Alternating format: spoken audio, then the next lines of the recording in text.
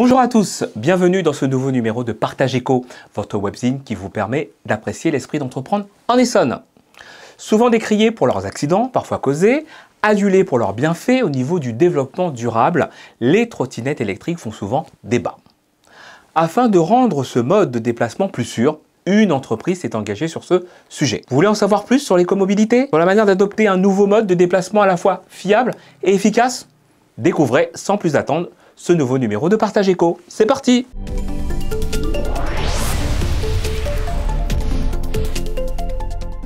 Pour ce nouveau numéro de Partage Éco, j'ai le plaisir d'accueillir Quentin Morette, fondateur et dirigeant de l'entreprise Tout Roule. Quentin, bonjour. Bonjour Jean-Yves. Alors, l'entreprise Tout Roule, une entreprise qui est totalement dédiée à l'éco-mobilité, au développement durable. Est-ce qu'on peut peut-être en quelques mots, Quentin, présenter Tout Roule? Oui, très synthétiquement, Tout Roule, c'est comme l'auto-école de la trottinette et du vélo.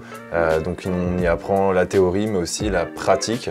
Et on en profite justement pour aller sécuriser cette pratique au sein des collectivités, des entreprises, des acteurs de l'insertion. Donc on va venir vraiment accompagner l'ensemble de ces publics-là.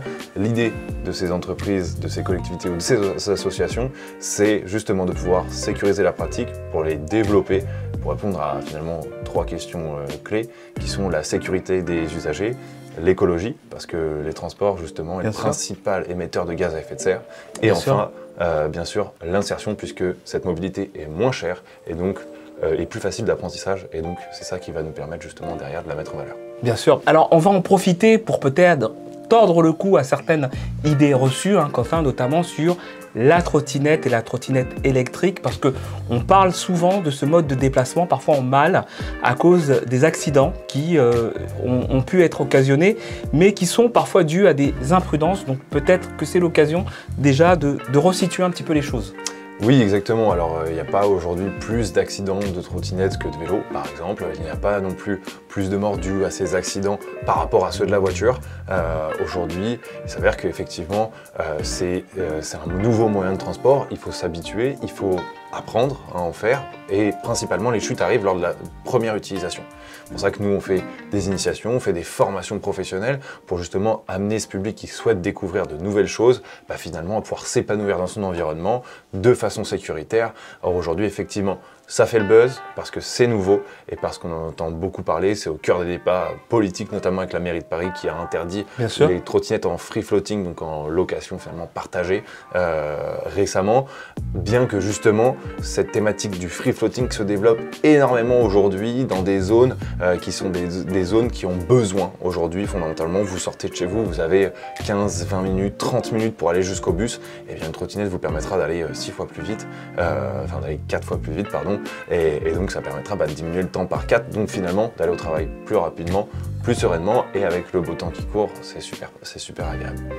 Oui, et c'est un moyen vertueux à l'époque où on parle beaucoup de pollution dans nos villes. Ouais. Et c'est vrai ce que vous disiez, Quentin, au préambule et au démarrage de cette interview. Tout Roule, c'est un acteur engagé de la formation, mais aussi de la prévention, parce que c'est vrai qu'on ne s'installe pas, on ne s'improvise pas conducteur de trottinette électrique. Il y a aussi un apprentissage qui est fait. Et Tout Roule aussi, c'est, enfin moi je l'ai vu effectivement en préparant cette interview, plus de 300 clients.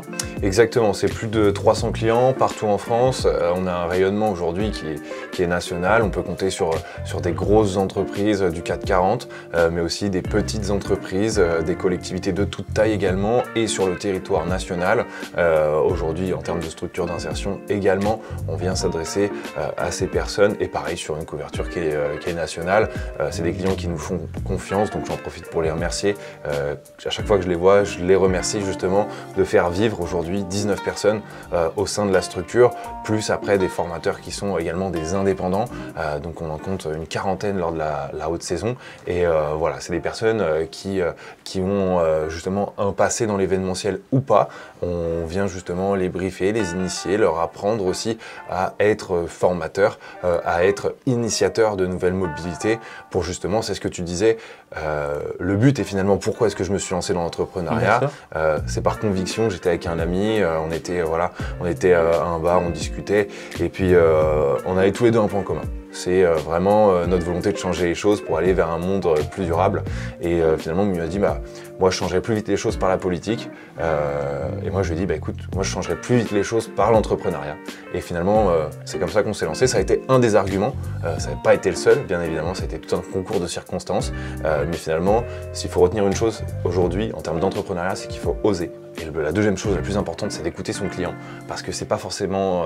parce que la bonne idée, on peut l'avoir, mais sauf que c'est pas nous qui allons acheter. Donc autant écouter ceux qui achètent, donc ses clients. Et vraiment, en mettant nos clients au cœur de l'approche, en co-créant, en les écoutant, et bien finalement, on arrive à construire des produits que personne n'arrive à sortir. Et tout ça en utilisant des méthodologies qui sont les méthodologies utilisées par Toyota et Decathlon. Le lean management, et c'est vraiment ça, c'est on met le client au cœur et vraiment pour pouvoir co-créer avec lui et avoir, voilà, connaître ses besoins, ses ambitions et finalement arriver à développer des produits qui plaisent.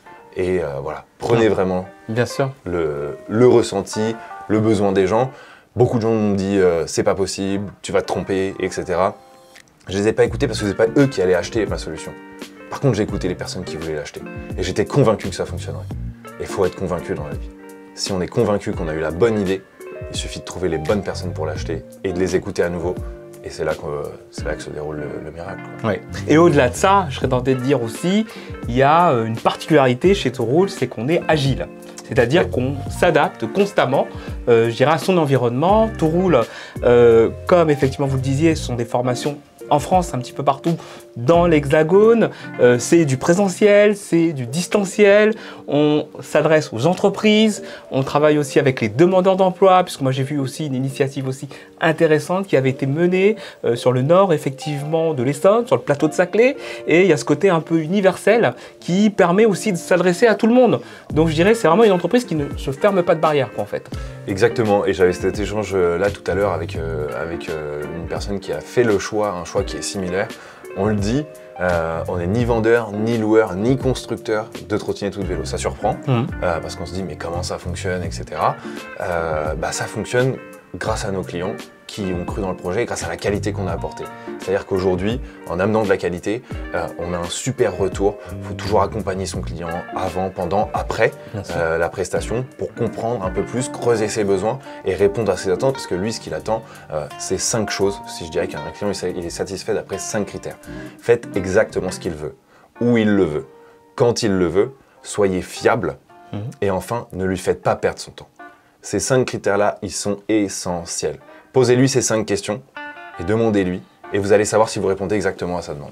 Et c'est exactement la manière dont on a procédé pour pouvoir poursuivre derrière avec la quasi-totalité de nos clients pour approfondir ces thématiques et aller plus loin que simplement une initiation derrière. Non, on va venir faire de la formation professionnelle, passer les certifications, aller pousser sur des métiers, des nouveaux métiers qui vont émerger. D'ailleurs, formateur, réparateur de trottinettes de vélo, c'est des nouveaux métiers aujourd'hui. C'est des métiers qui sont dans l'air du temps parce qu'il y a toute une transformation, un besoin aujourd'hui de diminuer les ressources qu'on utilise, diminuer ses déplacements aussi ou bien les modifier. Et donc c'est là-dessus aujourd'hui où finalement il y a une opportunité qu'on a saisie et aujourd'hui il y a de la place pour beaucoup de monde dans l'entrepreneuriat vers les mobilités douces parce que c'est l'avenir. Très bien. Et justement, c'est aussi le challenge de beaucoup de personnes qui aujourd'hui hésitent à se lancer dans la création d'entreprise. C'est-à-dire passer ce cap du challenge, et vous le disiez, il faut oser, il faut aussi se questionner les autres.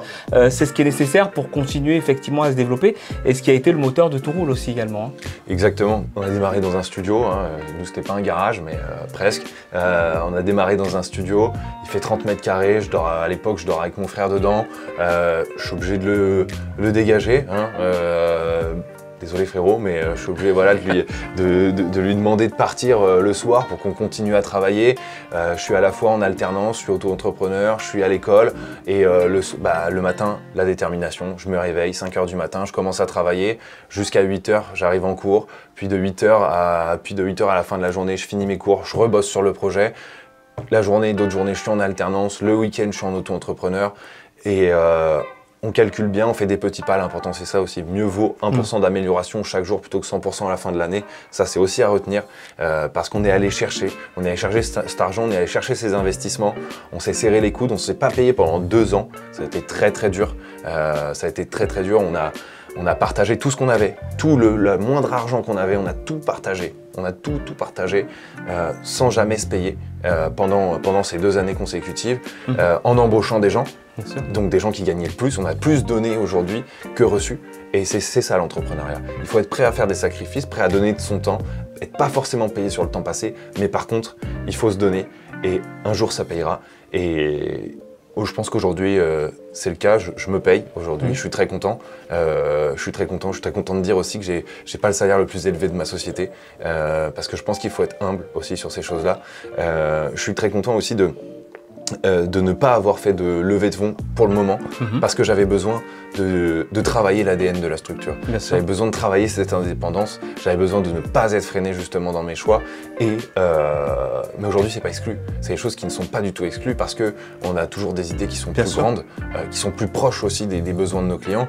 Aujourd'hui on co-crée, et on a essayé de vendre un produit pendant 1 an qui n'a pas beaucoup fonctionné, et en fait on a essayé une chose qui était totalement différente.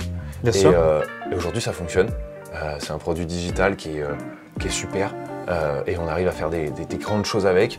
Nos clients adorent, c'est le meilleur format qu'on a jamais développé, sur une petite subtilité, et c'est pour ça que je vais avoir besoin je sais que maintenant c'est pour ça que je vais avoir besoin de sous, pour aller solidifier cette chose-là.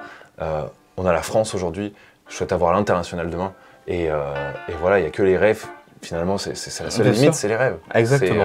Exactement. Si on y met de l'énergie, c'est la seule limite. Et vous avez pu le voir, de l'audace et surtout beaucoup de détermination à travers les propos de Quentin. On arrive déjà quasiment au terme de cette émission, et justement, Quentin, je dirais, qui est un visionnaire, il parle beaucoup de l'avenir. C'est l'occasion pour moi de vous poser la question justement des projets futurs de Touroul, parce qu'ils sont nombreux et je sais que ça foisonne chez Touroul.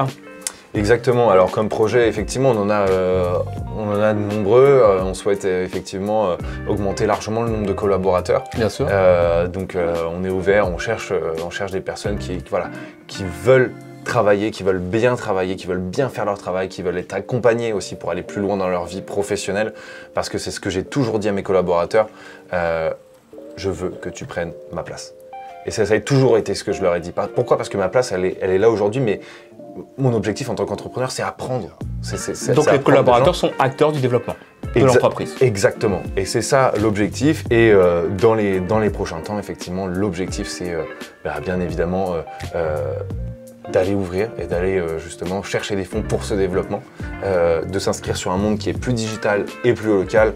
Et mon grand rêve, c'est qu'on marque que Touroul, finalement, est un acteur aujourd'hui qui permet de léguer un héritage sain, finalement, et qu'on puisse vivre à nouveau, et qu'on puisse vivre encore sur cette magnifique planète Terre, tout en la conservant, tout en prenant du plaisir, tout en jouissant de la vie, et en rendant à la nature ce qu'elle nous a donné.